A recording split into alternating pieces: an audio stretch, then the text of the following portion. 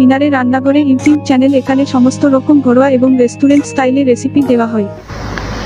নমস্কার, মিনাদির রান্নাঘরে সবাইকে স্বাগত জানাই। আমার পরিবারের নতুন পুরনো সমস্ত সদস্যদের ভালোবাসা ও সহযোগিতার হাত ধরে আজ আমার চ্যানেলে 100টি ভিডিও কমপ্লিট করতে পেরেছি।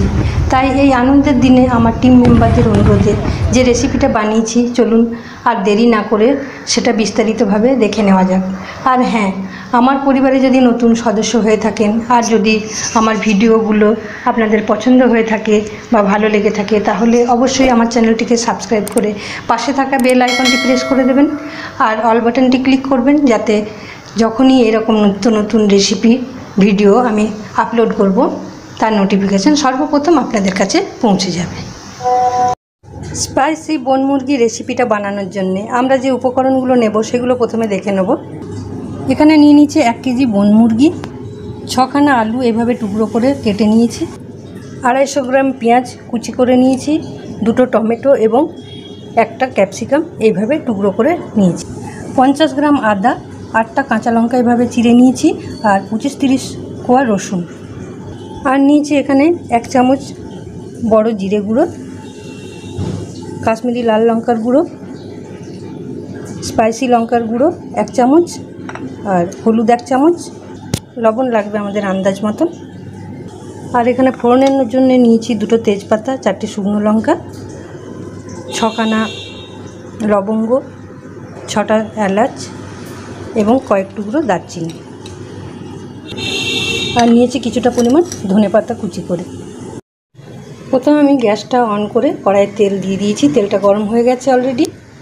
প্রথমে আমি আলুগুলো ভেজে নেব।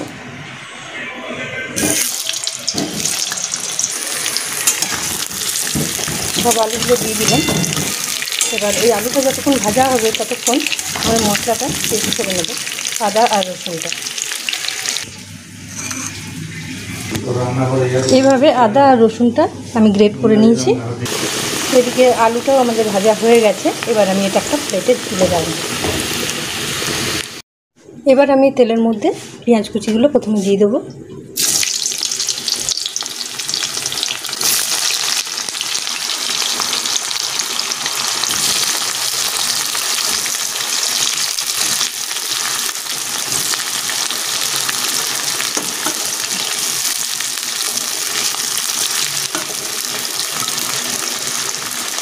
প্রথমে পেঁয়াজটা একটু লাল করে ভেজে নেব।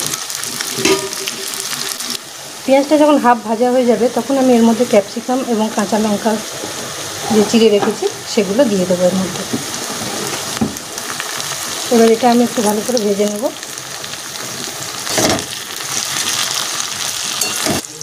পেঁয়াজটা যখন ব্রাউন হয়ে যাবে এবং ক্যাপসিকামটা একটু নরম হয়ে যাবে তখন আমি এখানে মাংসটা অ্যাড করব।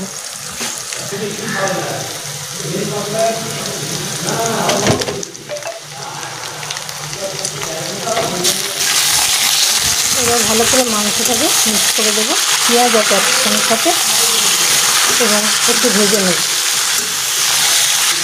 এখানে একটা কথা আপনাদেরকে বলা হয়নি, যেটা হচ্ছে মুরগির মাংসটা আমি ধুয়ে একটা লেবুর রস মাখিয়ে রেখেছিলাম। এরপর আমি একে একে ফোড়নের মশলাগুলো দিয়ে দেবো। তেজপাতা, শুকনো লঙ্কা, এলাচ, লবঙ্গ এবং দারচিনি, এবং এগুলো ভালো করে মিক্স করবো আর মাংসের সাথে ভেজে নেব। মুরগিটা যখন একটু ভাজা হয়ে যাবে তখন আমরা এর সাথে অ্যাড করবো টমেটো টুকরো।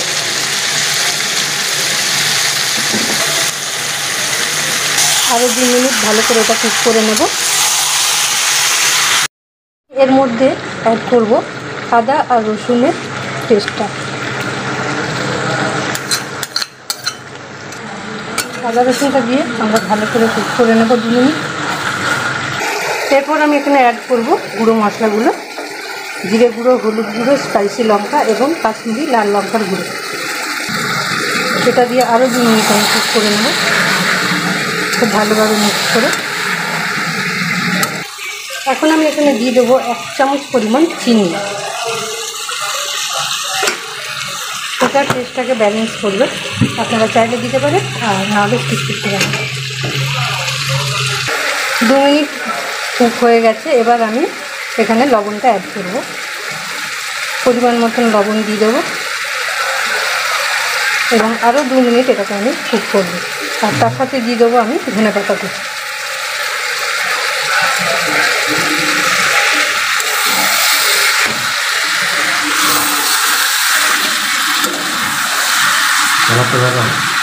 খুব সুন্দর কালারটা এসেছে।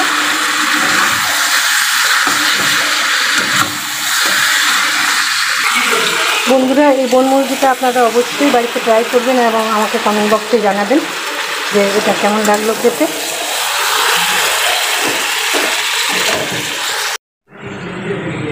মাংসটা আমাদের কষানো হয়ে গেছে, এবার এটা আমি ট্রান্সফার করে নেব।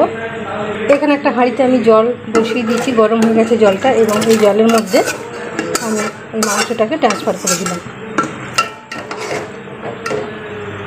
খুব সুন্দর কালারটা দেখা যাচ্ছে। এবার এর মধ্যে ভেজে রাখা আলুটা অ্যাড করব এবং আলুটা বয়েল হওয়া অবধি আমরা এটাকে কুক করে নেব। আমরা দেখে নেব এবার আলুটা আমাদের কীরকম সিদ্ধ হয়েছে। আলু এবং চিকেন দুটোই সিদ্ধ হয়ে গেছে। আর গ্রেভিটা আপনারা যেরকম চাইবেন সেরকম রাখবেন, যদি বেশি চাইলে বেশি রাখবেন, নাহলে এটা একটু কমিয়েও দিতে পারেন। এবার আমরা এটা বন্ধ করে দেবো গ্যাসটা। এবার একটু গুঁড়ো গরম মশলা ওপর থেকে ছড়িয়ে দেব। যদি আপনারা ধনেপাতার ফ্লেভারটা পছন্দ করেন তাহলে নামাবার পর ধনেপাতাটা দেবেন, আর যারা পছন্দ করে না তাদের আগে ধনেপাতাটা দিয়ে দেবেন। এবার আমি এটা কিছুক্ষণ চাপা দিয়ে দেবো। ধাবা স্টাইল বন মুরগি রেসিপি একদম রেডি। এবার এটা আমরা গরম গরম সার্ভ করব আর দেখে নেব এটা খেতে কীরকম হয়েছে। মুরগি সার্ভ করে দিলাম, এবার দেখে নিই কীরকম লাগলো খেতে।